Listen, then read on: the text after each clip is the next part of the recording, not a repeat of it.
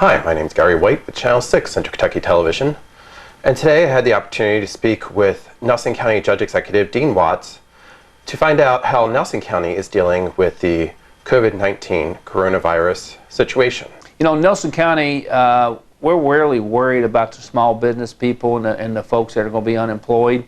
Obviously, the governor says a lot of people can sign up for unemployment, but you know, if you work in a service industry, a lot of times you don't have enough revenue showing to qualify for unemployment. You work for your tips a lot of times, and it's going to be very difficult to make sure that those people get some assistance. Now, in Nelson County, we do plan next Wednesday to have our Feeding America program. We've got some protocols. We're going to just meet here in a minute and go over those protocols, how we can get food into people's households again. I've had several calls on that already, but we will have the program.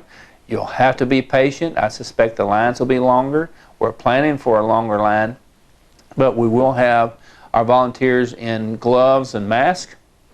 And we'll change the sign-up process where we don't have to interact with people like we normally do. But we will need some information, but we will not be handing a pen off to the clients or vice versa, or having a signature done. So as far as the factories are still working, we hope they continue to be able to work. I've talked to 3 of our local facilities in the last couple of days. They are practicing everything they can of social distance to ensure that they are operational and stay operational and protecting their employees as well. And that seems to be going very well. Of course, the professional companies want to do it the right way, and they are doing it the right way. We want to applaud those folks. Further in Nelson County, the Bread for Life, if you do not have groceries, you can go down to the Bread for Life, if you know where that is, at the old Old Kentucky Home School, off of 1st and Muir Street, right in the corner there.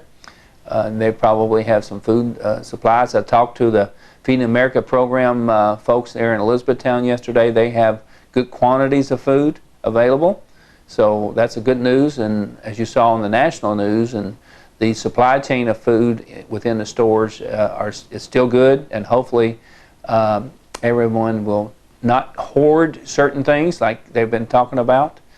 But I think in a few weeks we'll hopefully have a little bit of a ray of sunshine and see some numbers decrease eventually. I know we're not at the peak yet. I think we're about a few days out on exactly when they expect that to peak. But we're lucky here in Nelson County, only 1 confirmed case. I suspect there are more cases.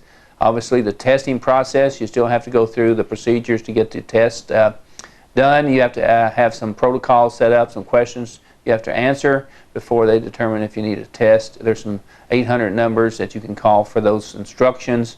And if we'll get through this, if everybody works together, I really, again, I want to reiterate, Gary, that the small business people and the people that are self-employed, depending on face-to-face contact with people, are really going to be hurt, and we need to do what we can as a country, not just a county or a state, a country, to make sure that they're going to be made whole, or at least partially whole somehow. And now you have declared Nelson County a state of emergency, correct? Yes, I did. Did that, I believe it was the 13th of March. And in doing so, that qualifies you for federal assistance when it comes down. It's not down yet. But we were able to get some supplies, medical supplies for the ambulance service, and expect to get more in the next few days. An individual in Bardstown has been identified as having the COVID-19 coronavirus, and the Nelson County Judge Executive has been involved in helping deal with that situation as well. Well, if you saw, actually the Kentucky Standard did a story online, I don't think it's in print, but online, about they were giving the Sheriff's Department a very positive spin. Evidently the Sheriff's Department's done a good job out there, and they're to be commended.